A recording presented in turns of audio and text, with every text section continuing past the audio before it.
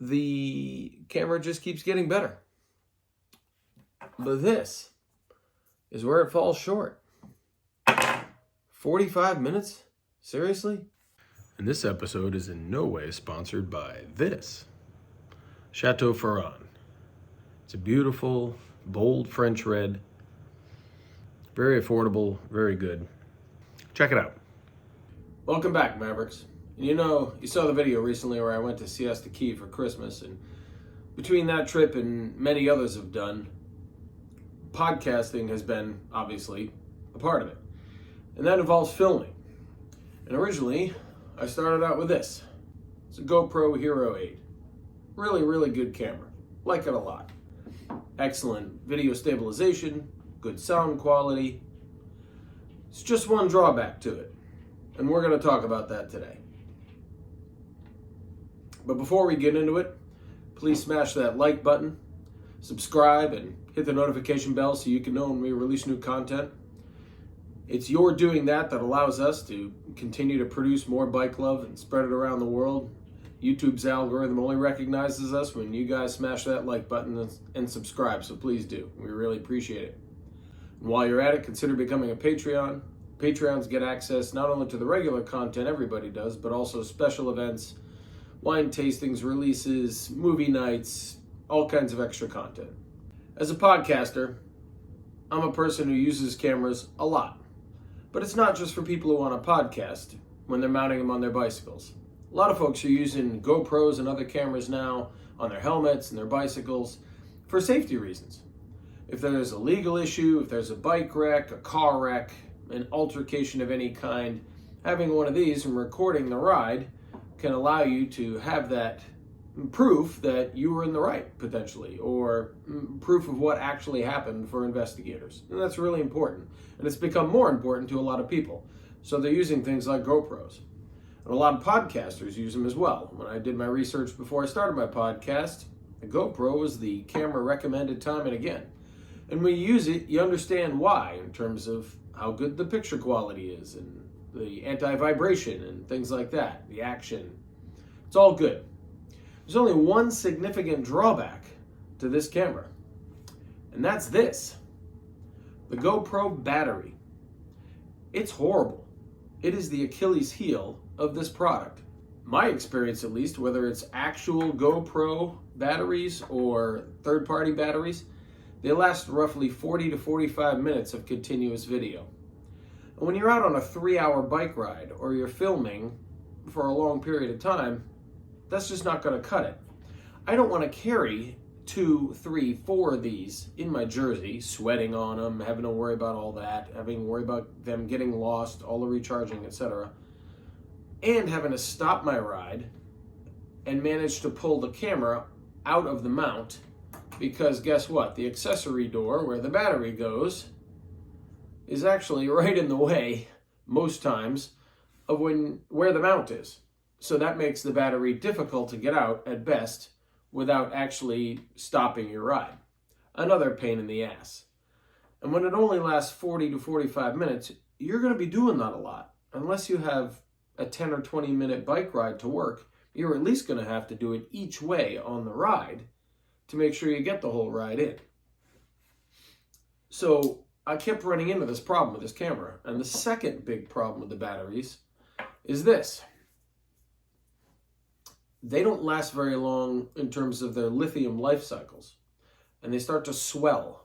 And it's no longer useful or safe to use without damaging your camera or equipment or your charger or burning your house down. For such a great camera that comes so highly recommended and such a good solid product overall, easy to use, the recordings are great, you put in the SD card, goes on forever. It's really sad that this battery is so lousy, because it wrecks the entire experience of that camera and makes it an investment that costs you money and doesn't necessarily reward you as well as you deserve, because you're constantly going to be carrying, replacing, and dealing with these. The Achilles heel of the product. In essence, what I've had to do is go back to this. Now, the other advantage of using your phone as your camera is the battery life hours and hours. I can go 2-3 hours of recording without a problem on the camera. The stabilization is not as good as it is in the GoPro, though the iPhone 13 that I'm using to film this episode is much, much better even than the 12. But the battery life is epic compared to what's available in the GoPro. Also, having the phone as my camera means that I'm only carrying one device instead of having to also worry about packing this and these. And then when I get to my destination, let's say it's an errand, I have to remove all this, put it in my pocket, because otherwise it'll get stolen off the bike while I'm in a store or at work. The camera goes with me, and I can make 911 calls on it if I need to. If there's an emergency, something happens, if I get a flat, I can call for help, I can get an Uber. I'm accessible to my family and friends, all of that in the one device instead of carrying a multitude of things. So while there are a lot of options for cameras, and I do definitely recommend the GoPro as a camera unit, I cannot recommend it because of these batteries. They're just lousy, and it's so unfortunate. I would like to see anything as an alternative, even something as simple as maybe a pluggable ribbon cable that would come out and allow you to plug into a larger battery pack, maybe even something the size of the device itself. And then I could go for hours with it. And it's such a good camera. It's such a waste to have to deal with these lousy batteries all the time. I have to worry about running out of juice and replacing them and carrying a bunch that you're then going to sweat on when they're in New Jersey, or if you put them in a bike bag, you're worried about them getting dirty or wet or whatever. It's just too painful. And it's unfortunate. So my recommendation for those of you who are out riding and you may want for safety reasons or to record just because you've got a great ride, you want to share it with your friends or family later or your other fellow cyclists, is to use this, the thing you're already carrying in your pocket, mounted on the camera, on the handlebars, and go.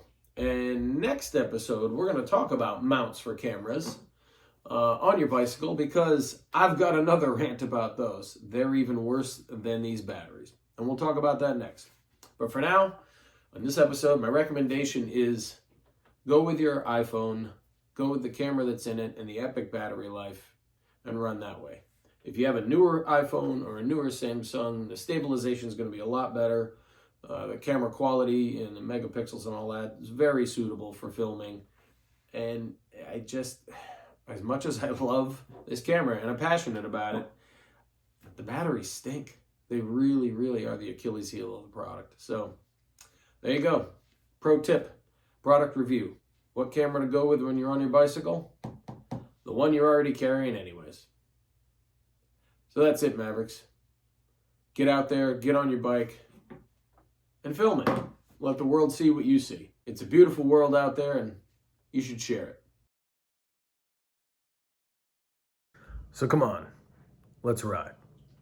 And don't forget to pick up your SCHWAG from this episode or any of our episodes at the Maverick Store.